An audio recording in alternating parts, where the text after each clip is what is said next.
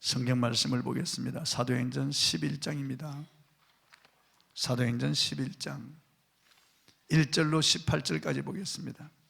사도행전 11장 1절로 18절까지 말씀을 보겠습니다.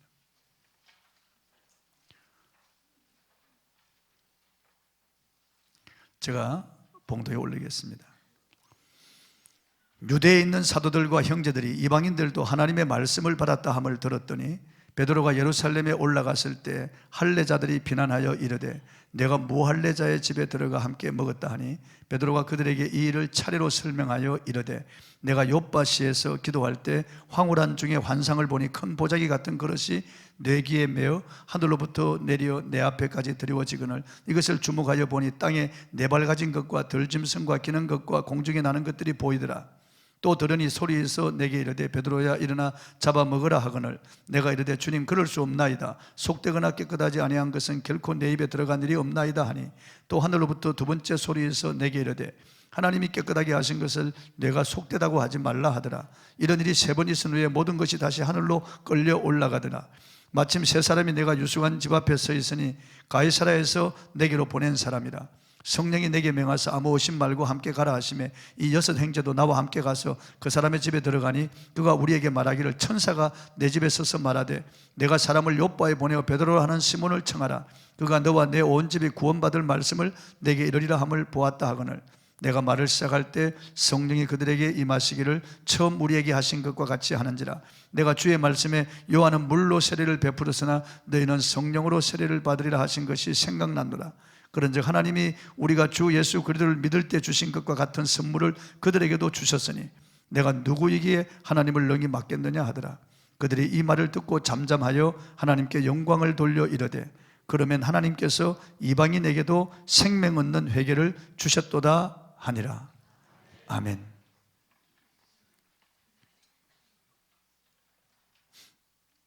하나님이 하시면 누가 맡겠느냐, 이런 제목으로 오늘 말씀을 통해서 은혜를 나누겠습니다. 베드로 사도가 고넬료의 집에 가서 만유의 주 예수 그리스도를 전하기 시작할 때 성령이 그들에게 임하시고 모인 모든 사람이 성령을 받고 방언을 하고 하나님을 높이고 찬양하는 역사가 일어났습니다.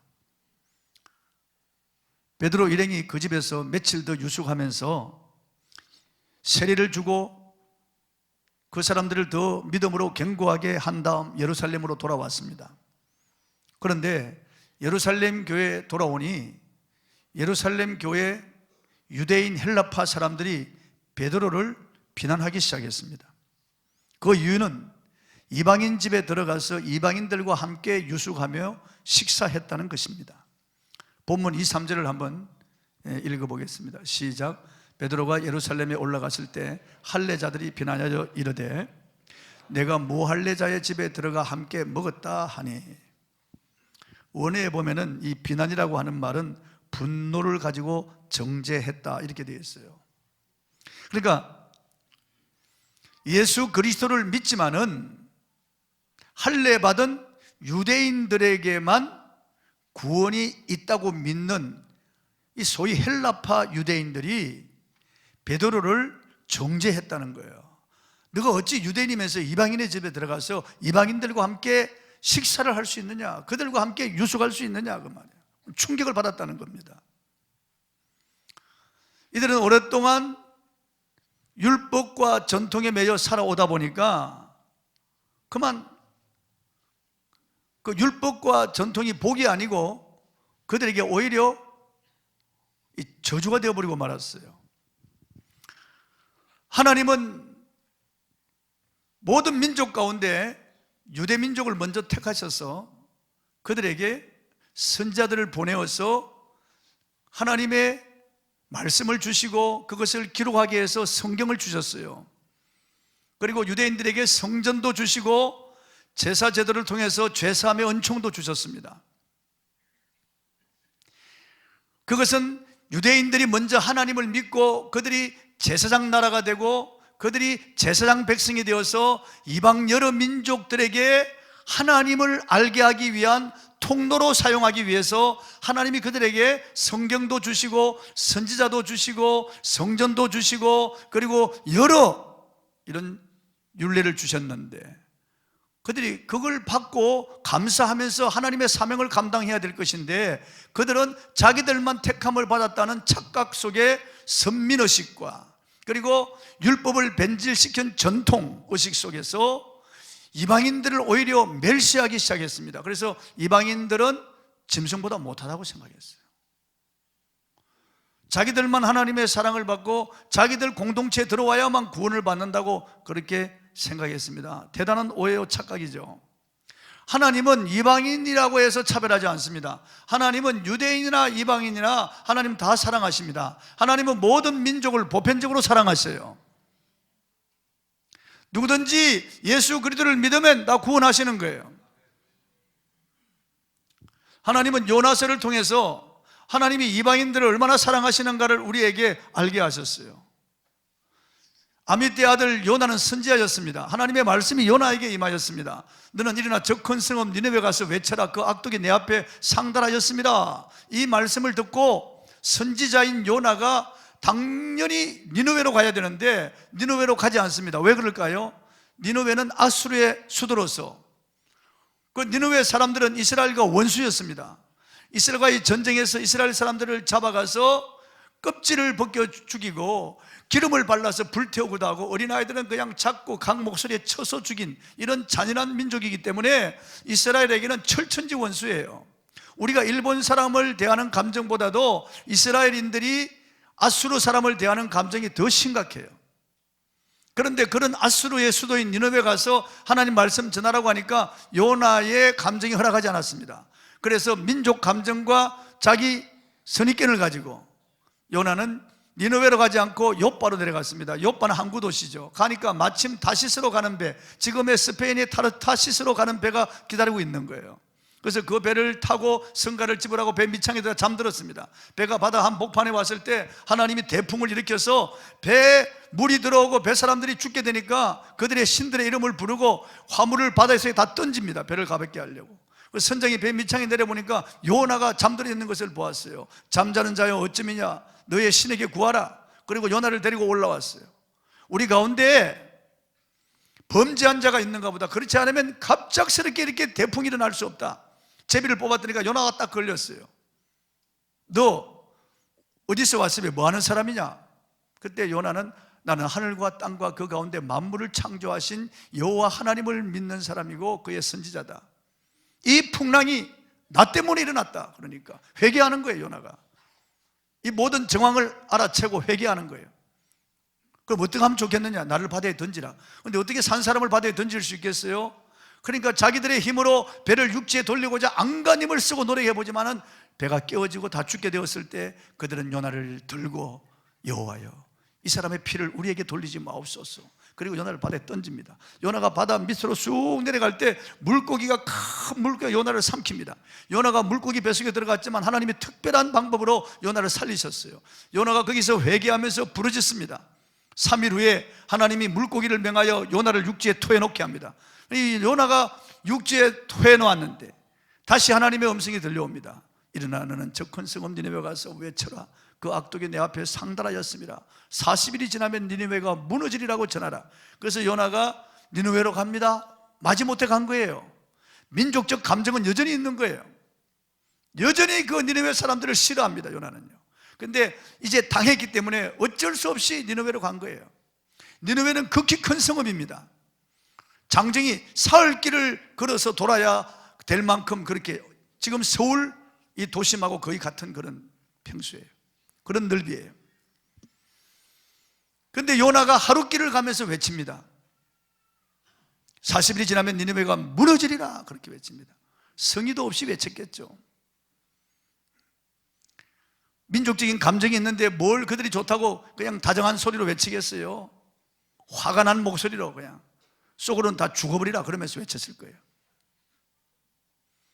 근데 보세요. 웬 뱀방에서 온 이상한 녀석이 자기 민족도 아니고 말도 어눌한데 복음도 아니고 저주 비슷한 말을 하면서 지나간, 하루 길을 가면서 외쳤는데 놀랍게 니느웨 사람들이 회개하기 시작합니다.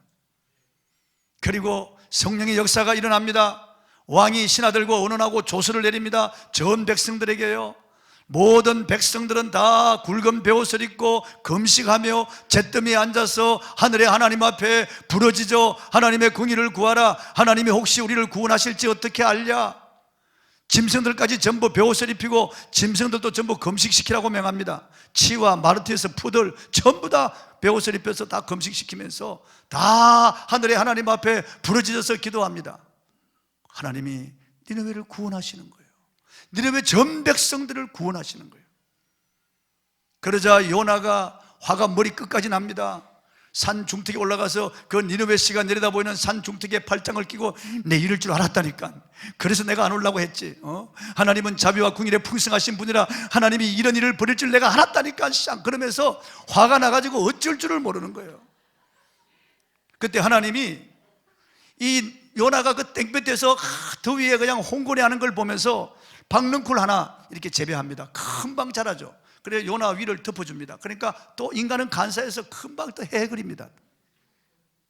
하나님이 벌레 한 마리를 시켜서 박넝쿨을 갉아먹게 하니까 금방 박넝쿨이 시들어버리는 거예요. 그러니까 또 화를 냅니다. 그때 하나님께서 이렇게 말씀하세요. 요나서 4장 11절 12절 읽어보겠습니다. 시작. 여호와께서 이르시되 내가 수고도 아니하였고 재배도 아니하였고 하룻밤에 났다가 하룻밤에 말라버린 이 박넝쿨을 아꼈거든. 하물며 이 큰 성읍 니느웨에는 좌우를 분별하지 못하는 자가 12만여 명이요 가축도 많이 있나니 내가 어찌 아끼지 아니하겠느냐 하시니라. 보세요. 하나님은 이방인뿐만 아니라 가축도 아끼신 하나님이에요. 소나 짐승 다 하나님이 아끼시는 거예요. 다 가축도 아끼는 하나님이시죠. 말이나 소나 돼지나 다 가축도 아낀다. 그리고 그 어린아이들, 좌우를 분별한 어린아이들 내가 아끼는 것이 당연하지 않느냐. 하나님이 이렇게 니느웨를 사랑하신다는 거예요. 예수님의 족보에 보면은 예수님의 족보상 할머니, 다윗의 할머니들이 쭉 기록되어 있습니다. 놀라운 일입니다. 그런데 그 사람들 이방인들이 있어요. 다말, 가나안 여인이죠. 그리고 라합, 아모리 족속 여인이죠. 룻, 모압 족속입니다. 이런 이방인 여인들이 당당하게 다윗의 할머니 족보에 올라가 있고 예수님의 족보에 올라가 있습니다. 그리고 엘리야를 공개한 사르밧 가부의 이 성행 기록에서 오늘날 귀감이 되고 있습니다.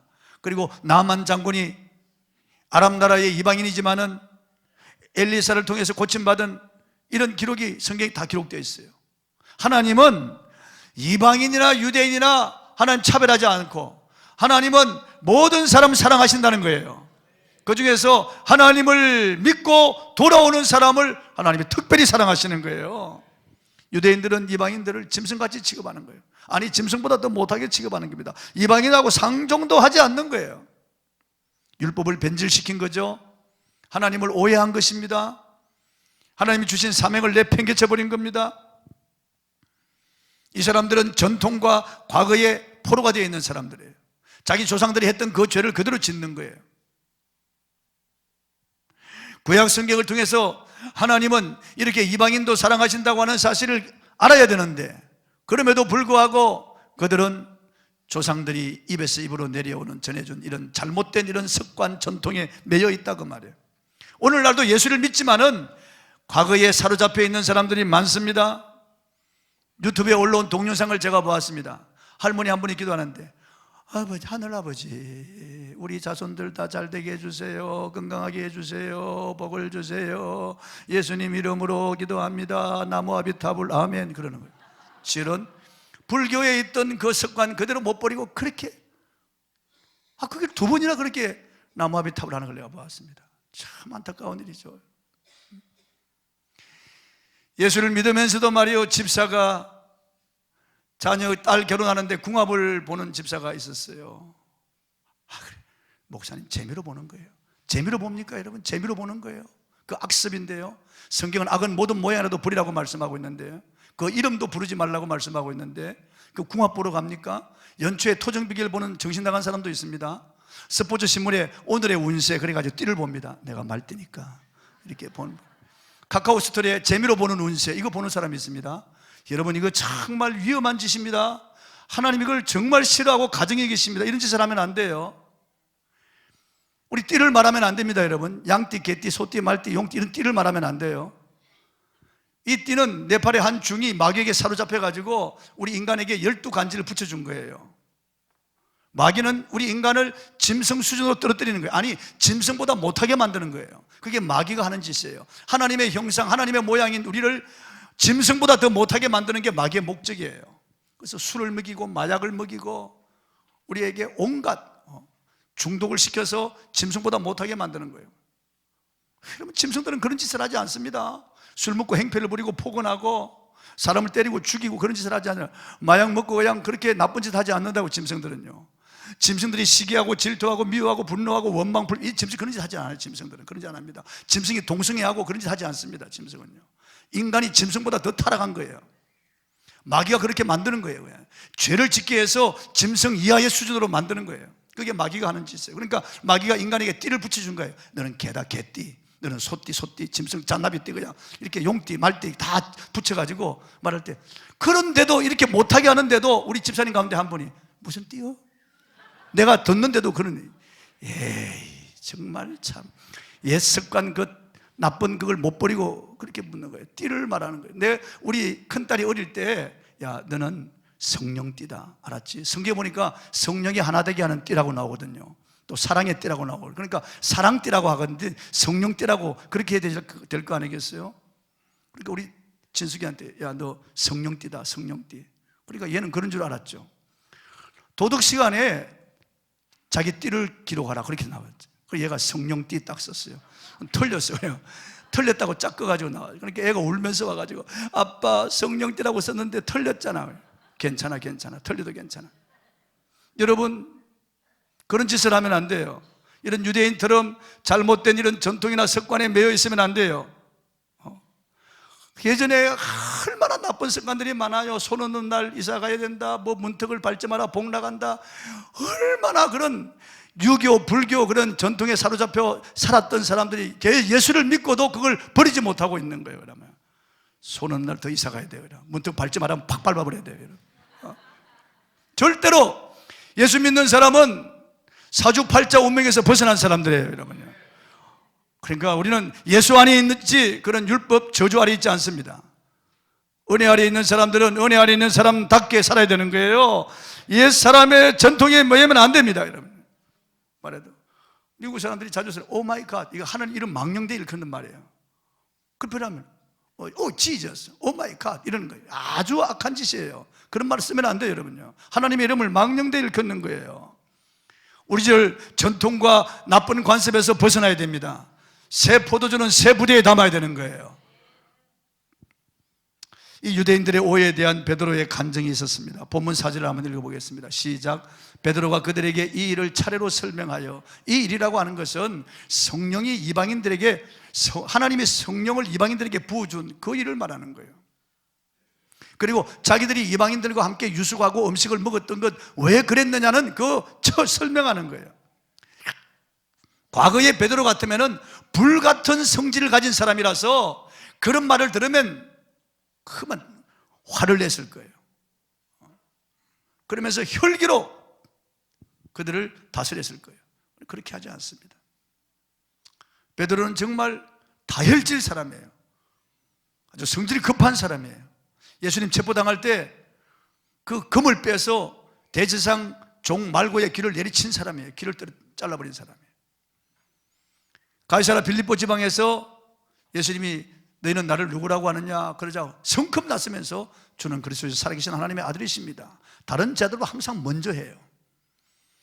그 풍랑이는 밤바다 파도 위를 걸어오는 예수님을 확인하고는 주시던 나를 명하여 무리로 걸어오라 하소서라고 하자 예수님이 오라고 하니까 그 다른 제자들은 엄두도 못 내죠. 성큼 그 파도치는 밤바다에 뛰어듭니다. 이 베드로,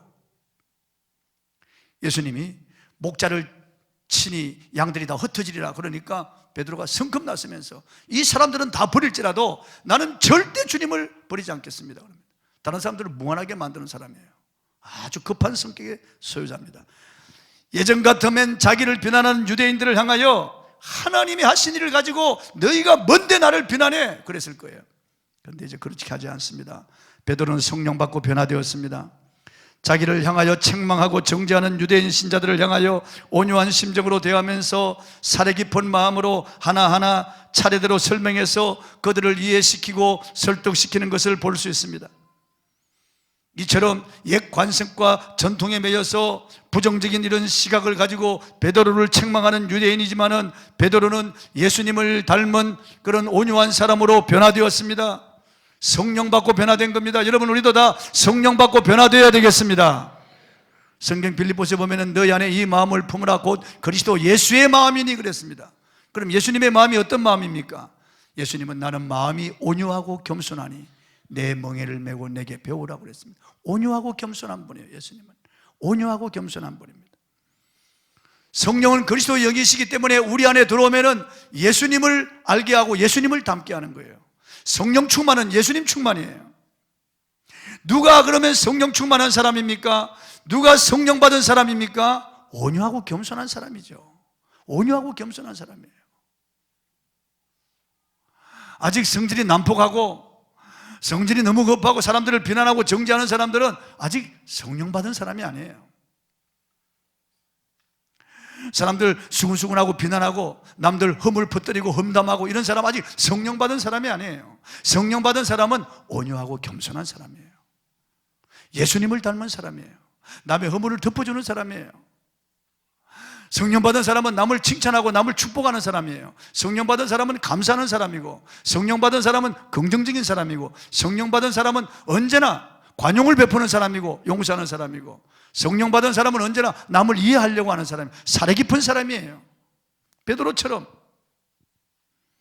그래 베드로가 차례대로 설명하는데 그가 경험했던 것을 간증했습니다.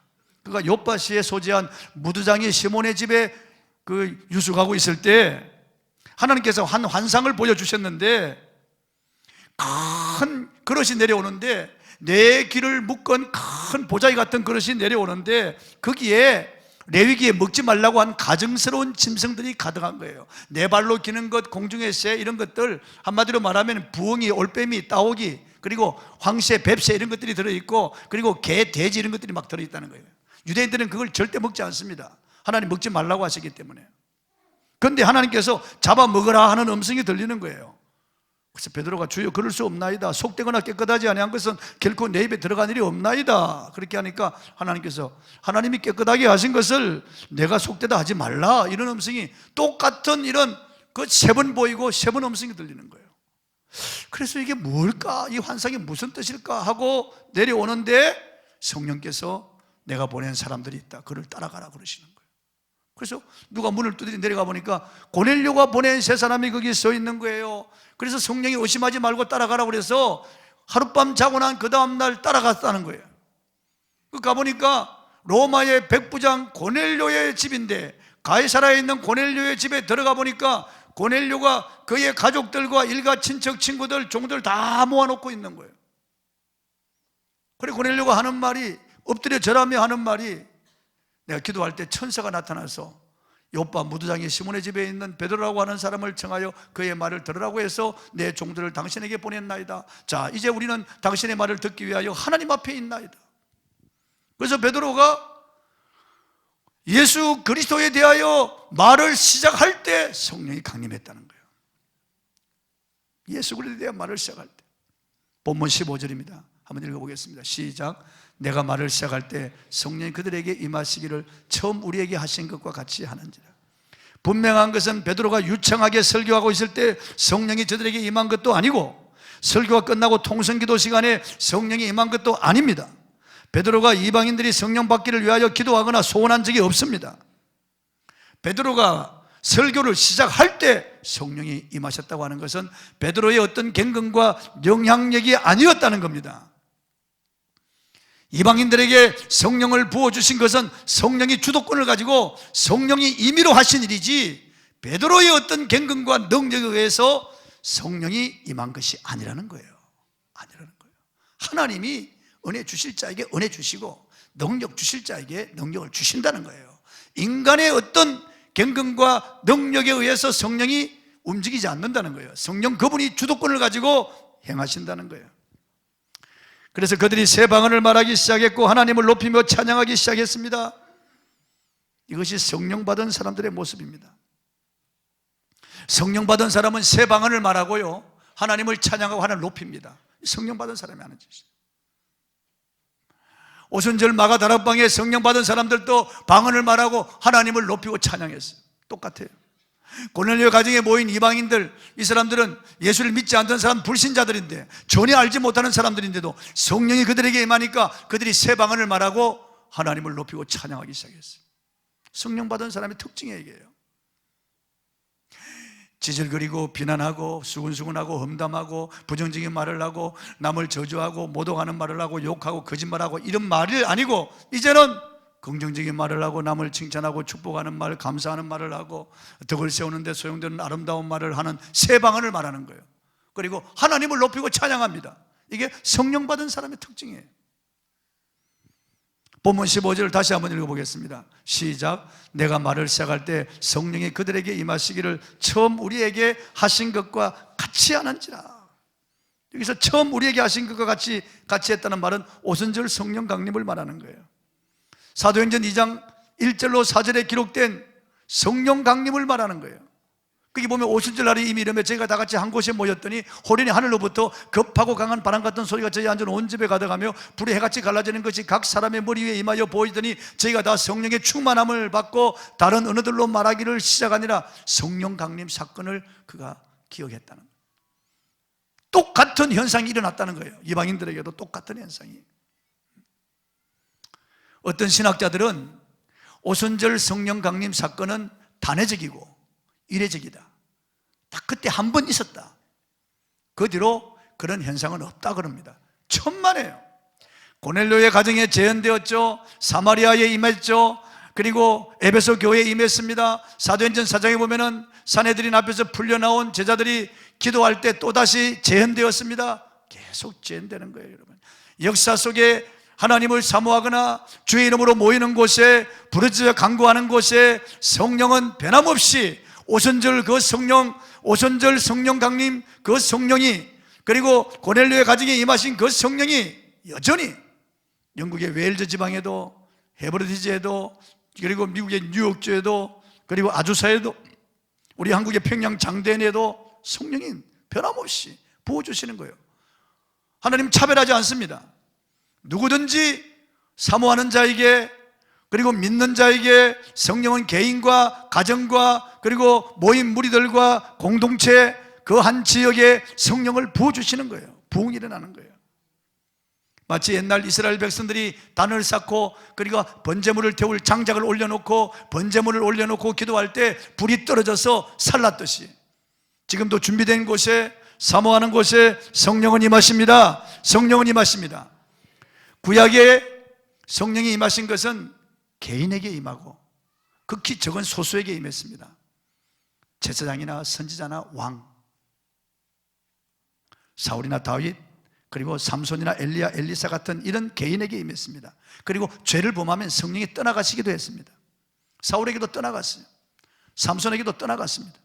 그러나 신약에 와서는 남녀노소 신분 고하를 막론하고 차별하지 아니합니다. 누구든지 물 붓듯이 부어주고 한 번 임하면 떠나가지 않습니다. 그 속에 계시고 영원히 함께 하시겠다. 놀라운 일입니다. 여러분, 지금 은혜 시대에 살고 있는 거예요. 요엘이 이렇게 예언했습니다. 말세, 내가 내 영으로 모든 육체에 부어주리니 너희 자녀들은 예언할 것이요 너희 젊은이는 환상을 보고 너희 늙은이는 꿈을 꾸리라. 그때 내가 내 영을 남종과 여종에게 부어줄 것이며. 엄청난 말씀이죠, 여러분. 엄청난 말씀이죠. 어린이, 젊은이, 늙은이 다 부어준다는 거예요. 심지어는 종들까지도 남종, 여종 다 부어준다는 거예요. 그 일이, 그 사건이 오순절날 실제적으로 성취되었죠. 고넬료의 가정에 성취되었잖아요. 고넬료의 가정에 이방인들, 고넬료의 가족들, 종들, 하인들, 친구들, 친척들 전부 다 성령 받은 거예요. 성령 세례 먼저 받고 그 다음 물 세례 받았다니까. 하나님이 하시는 일이에요, 여러분. 하나님이. 예전에 요엘 선지자가 활동할 때는 그 말을 이해할 수 없었어요. 엄청난 말씀이기 때문에 아예 입으로 꺼내기도 싫었어요. 어떻게 이런 일이 있을 수가 있겠는가. 그러나 그런 일이 일어났죠. 성취된 겁니다. 마가다락방에 고넬료 가정에 성취된 거죠. 저와 여러분은 지금 하늘문을 열어놓은 은혜의 시대에 살아갑니다. 물 붓듯이 성령을 부어주시는 그런 시대를 살아갑니다. 이런 시대에 성령을 못 받는다면 기가 막힌 일이죠. 이렇게 성령 시대, 은혜의 시대, 차별하지 아니하고 물부터 부어주는 시대에 성령을 받지 못하는 것은 그 사람 책임이에요. 물론 하나님이 주권적으로 주도적으로 역사하지만은 못 받는 것은 내 책임이에요. 물이 아무리 강물이 많이 있어도 이 빈병 뚜껑을 닫아가지고 물속에 넣으면 한 방울도 안 들어가요. 이 뚜껑을 열어가지고 조금이라도 열어놓으면 뽕뽕뽕뽕 들어가는 거예요, 물이. 우리 마음을 열어야 돼요. 사모하는 마음을 가져야 돼요. 하나님을 향하여 믿는 마음, 열린 마음으로 성령을 사모하고, 성령을 아니하고는, 성령으로 아니하고는 믿을 수도 없고 알 수도 없고 기쁘시게 할 수도 없다는 것을 알고 성령을 사모해야 돼요. 성령이 임하셔서 당신에게 지혜와 비전 주시기를 바랍니다. 바랍니다. 믿으시기를 바랍니다. 본문 16절 한번 읽어보겠습니다. 시작. 내가 주의 말씀에 요한은 물로 세례를 베풀었으나 너희는 성령으로 세례를 받으리라 하신 것이 생각났노라. 세례 요한이 증언한 그대로 예수님은 성령 세례 주시는 분이에요. 예수님은 제자들에게 성령을 기다리라고 그랬습니다. 성령 받기를 기다리라고 그랬습니다. 예수님 부활을 목도했으면 전할만 하잖아요. 가서 복음을 전하지 말라고 그랬어요. 성령 받고 전하라고 그랬어요. 과연 약속하신 대로 성령이 오신 줄날 임했습니다. 성령이 우리 안에 계신 것과 성령 능력 세례 받는 것은 별개예요. 여러분이 예수님을 구주로 모셨으면 아멘 하세요. 성령으로 아니하고는 예수를 주라고 시인할 자가 없다고 그랬습니다. 그리스도의 영이 없으면 너희가 버리운 자라고 그랬고, 고린도서 3장 16절에는 너희가 하나님의 성전인 것과 하나님의 성령이 너희 안에 거하시는 것을 알지 못하느냐고 그랬습니다. 예수 믿는 사람 안에 성령이 계셔요. 이걸 성령 내주라는 거예요. 성령 중생 세례 받은 거예요. 여러분, 거듭나는 성령의 세례를 받은 거예요. 그러나 성령이 내 안에 계신 것하고 내가 성령의 능력 받는 것하고는 달라요. 기름 부으심, 그리고 성령의 불세례, 능력 세례, 그렇게 말하는 거예요. 이걸 받으면 우리가 기도할 수 있고 전도할 수 있고 봉사할 수 있고 그리고 사랑할 수 있고 용서할 수 있고 관용을 베풀 수 있고, 이게 주님을 닮고 이게 능력이 나타나기 시작하는 거예요. 성령이 나타나기 시작하는 거예요.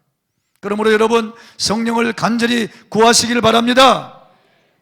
아이돌 가수가 체육관에서 공연하는데 거기 들어가려고 밤에 젊은 애들이 장사진을 치르고 있는 거예요. 이 서리가 내리는 그 추운 밤에 비닐 깔고 덮고 그 기다리고 있는, 줄 서고 기다리고 있는 거예요. 들어가자 그냥 본물 터지듯이 달려 들어가서 앞자리에 앉으려고 꽉 앉아가지고 아이돌 가수들이 공연하는데 막 미친 듯이 환호하고 말이에요. 부르짖고 그냥 애들이 그냥 완전히 제정신이 아니에요. 그냥 얼굴이 붉게 상기돼가지고 이름을 부르면서 흔들고 막 그러는 거예요. 공항에까지 몇천 명이 나와가지고 말이죠. 장사진을 치르면서 비명을 지르고 막 그러는 거예요. 그렇게 열정적으로 성령을 구하면 성령 받지 못할 사람이 없어요, 여러분. 그 정도로 한다 그러면은 정말 성령 받지 못할 사람이 없습니다, 여러분. 악령이 역사하는 곳에도 그렇게 역사하는데 말이에요. 그러므로 여러분, 성령의 능력을 간절히 사모하시기 바랍니다. 금호 제일감리교회를 담임했던 장광영 목사님의 책을 제가 읽어보았어요. 그분은 이미 돌아가셨습니다. 천국 가셨는데 그분이 목회할 때 한 100여 명 됐는데 점점 떨어지는 거예요. 교인들이 이사가고 뭐 그냥 시험 들어 나가고 점점 교인들이 떨어지는 거예요. 목사님 실망했습니다. 이제 한 40, 50명 남았는데 목회를 접으려고 그랬습니다. 나는 목사 은사가 아닌가 봐. 마지막 부흥회나 한번 하자. 그래서 목사님 모시다가 부흥회를 하는데 이분이 은혜를 제일 많이 받았어요. 장강영 목사님이. 부흥회 끝나는 날 마치고 성도는 다 돌아갔는데 자기 혼자 예배당에 앉아가지고 찬송을 부르기 시작했어요. 울면서. 찬송 95장, 나의 기쁨 나의 소망 되시며 나의 생명이 되신 주 밤낮 불러서 찬송을 드려도 늘 아신 마음뿐이, 이 찬송을 13시간 동안 불렀다는 거예요. 계속 성령이 그에게 임했습니다. 몸과 마음이 뜨거워지면서 비오던 눈물이 쏟아지고 마음이 뜨거워지면 견딜 수가 없습니다. 이 성령을 받은 거예요. 불세례 받은 거예요. 그 다음 주부터 설교하는데 성도들이 울기 시작하죠. 성도들이 각성하고 회개하고 전도하기 시작하면서 교회가 굉장히 부흥하는 거예요. 부흥하는 거예요. 그 책에 썼더라고요. 외성적인 사람은 바깥으로 드러나서 그런 외성적인 그런 은사를 받습니다. 그러나 또 내성적인 성격의 소유자는 비둘기 같은 성령을 받습니다. 그렇게 요란스럽지 않더라도 조용하게 덜썩덜썩하지 않더라도 조용하면서 성령 세례의 내적 세례를 받아가지고 아주 온유한 심정으로 사람을 섬깁니다. 마음이 뜨거워집니다. 변함이 없습니다. 유명한 성경학자인 F.B. 마이어는 자기 경험을 이렇게 말하고 있습니다. 그가 어느 날 기도회를 마치고 길목을 돌아가면서 한탄하고 있었습니다. 오 하나님, 성령이 임하실 필요가 있는 사람은 다른 사람이 아닌 바로 저입니다. 그러나 어떻게 하여야 성령을 받는지 알 수가 없습니다. 저는 너무 지쳤고 힘을 잃었기 때문에 이제는 고통밖에 남지 않았습니다. 그때 한 음성이 들려왔습니다. 십자가에 죽으신 그리스도의 손으로부터 죄 용서를 받았듯이 이제는 살아계신 그리스도로부터 성령을 받으라. 그 음성을 마음으로 들으면서 내 영혼 속속들이 성령께서 임하시기를 소원하게 되었는데, 누가 내 머리에 손을 얹은 것도 아니고 불이 떨어진 것도 아니며 무슨 바람소리 같은 것도 전혀 느끼지 않고 아무런 흥분된 느낌도 없이 다만 믿음으로 나는 성령을 받고 그 후 일생을 늘 성령 안에서 살았습니다. 이렇게 고백했습니다. 요란한 게 아무것도 없어요. 느낌도 정상도 없어요. 뭐 뜨거움도 없어요. 그러나 그는 그날 이후로 일평생 내적으로 충만해졌다는 거예요. 충만해졌다는 거예요. 그러니까 하나님은 기질 따라서, 성격 따라서, 그 그릇 따라서 성령을 부어주시는 거예요. 하나님이 하시는 일은 그 누구도 막을 수 없습니다. 본문 17절을 읽어보겠습니다. 시작. 그런즉 하나님이 우리가 주 예수 그리스도를 믿을 때 주신 그 같은 선물을 그들에게도 주셨으니 내가 누구이기에 하나님을 너희 맡겠냐 하더라. 베드로의 의지가 아니에요. 베드로의 경건과 능력이 아니었습니다. 여러분, 베드로는 막 말을 시작할 때 성령이 강림했다고요. 강림하는 걸 보면서 베드로가 계속 설교했어요. 사람들이 막 성령에 취하는 걸 보면서 베드로 계속 설교했어요. 그러니까 베드로의 어떤 의지나 경건의 능력이 아니었다는 거예요. 성령이 주권을 가지고 주도적으로 하셨다는 거예요. 내가 어찌 맡겠냐? 이방인들에게 성령을 부어주시는 하나님이 하시는 일인데 내가 어떻게 맡겠느냐? 하나님이 하시는 일이에요, 여러분요. 그분이 하시는 일이에요. 그러므로 여러분, 어느 특정한 장소에 물론 역사하실 수 있지만은 여러분 개인의 이 중심이 아주 중요합니다. 최근 시력을 잃었던 한 여성이 기도를 통해서 이를 회복한 사연이 공개됐습니다. 각막이 상하면 이식 수술하면 돼요. 그러나 망막이 상하면 절대 회복될 수 없어요. 이 여는 망막이 상한 거예요. 회복될 수 없어요, 여러분. 영국 크리스찬 투데이는 다폰의 쿠테에르즈라고 하는 자매의 사연을 소개했습니다. 내 아이의 엄마였던 그녀는 시력을 잃어버리고 인생의 절망에 처했지만 희망을 포기하지 않았습니다. 오히려 사람의 힘으로 불가능한 것도 하나님의 능력으로 가능하다는 이런 믿음을 가졌습니다. 이 불신자인데요, 기독교인이 아니었지만은 인근에 소재한 세인트 조셉 성당을 찾아서 간절히 기도했습니다. 그녀는 메로나이트 보이스와의 인터뷰에서 하나님, 제발 제가 시력을 다시 찾게 해주세요. 다시 아이들을 보게 해주세요. 하루 24시간 일주일 내내 저를 돌보고 있는 아이들의 시선을 느낍니다. 간절히 기도했습니다. 엄마가 아이들을 돌봐야 되는데 아이들이 엄마를 돌보니까 너무나 기가 막힙니다. 하나님 도와주세요. 간절히 기도했습니다. 이후 여러분의 기도 끝에 그녀는 결국 기적적으로 눈을 떴습니다. 시력을 회복하던 순간 그녀는 나는 눈을 계속 씻었다, 눈이 불타는 것처럼 뜨거웠다며 당시를 회상했습니다. 그녀의 주치의인 앤 보락 전문의는 도저히 이해할 수 없는 일이라 다른 2명의 전문의에게도 진료를 부탁했습니다. 사실 의학적으로 도저히 설명할 수 없는 일이었습니다라고 했습니다. 3일 뒤 의사들은 다포니의 시력이 완전히 회복됐다는 확정 판결을 내렸습니다. 하나님이 하신 일이에요. 불신자인데, 불신자이지만은 하나님을 찾을 때 하나님이 하신 일이에요. 누가 맡겼어요? 하나님이 하셨는데. 나인성 가부가 아들이 죽어서 관에 넣고 상류에 싣고 파묻으러 가는데 상녀들을 따라오면서 애간장이 끊어지 통곡하면서 애절하게 울면서 오는데 예수님이 맞은편에서 그 상녀 행리를 마주하고 오셨어요. 그리고 상녀를 멈추셨어요. 그리고 가부에게 울지 말라 그러셨어요. 그리고 관에 손을 대시며 죽은 송장에게 청년아, 내가 네게 명하노니 일어나라. 그래서 죽었던 송장이 살아서 벌떡 일어났습니다. 얼마나 놀랬게 사람들이에요. 그래서 그 의미의 품에 안기고 난성에 큰 기쁨이 있고 하나님께 영광을 돌렸다고 했습니다. 과부가 예수님인 줄 알아보았을까요? No. 예수님께 기도했나요? No. 주님의 능력이 나타날 줄 알았나요? No. 전혀. 그냥 울기만 했을 뿐이에요. 그런데 예수님이 주도적으로 하신 일이에요. 기도도 하지 않고 예수님도 몰랐고 이 여인은 그저 울기만 했을 뿐인데 예수님이 하신 일이에요. 그분이 하십니다, 여러분. 그분이 하신 일을 누가 맡겠어요? 오늘 이 시간도 주님이 역사하실 것입니다. 찬송하십시다.